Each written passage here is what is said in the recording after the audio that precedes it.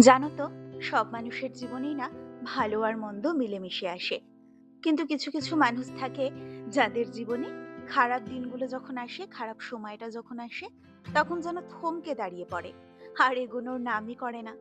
দিনগুলো কিছুতেই যেন আর কাটতে চায় না।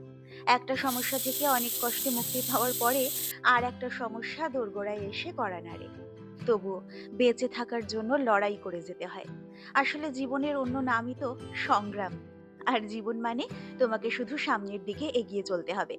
পিছনে ফিরে যাওয়ার কোনো অপশন কিন্তু নেই।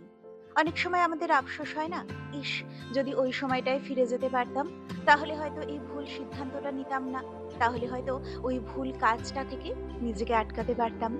কিন্তু কোনোদিনও সেই সময়টা আর ফিরে আসে না।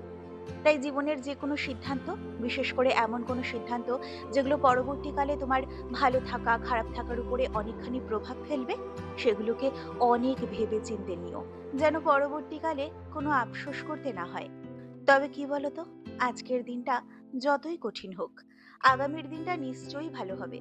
এই বিশ্বাস যদি মনে না আনতে পারি, তাহলে বেঁচে থাকাটাই মিথ্যে হয়ে যায়। হয়তো ধীরে, হয়তো অনেক সংগ্রামের পরে, কিন্তু একদিন না একদিন ভালো সময়টা নিশ্চয়ই আসবে, তাই না? ভালো থেকো সবাই।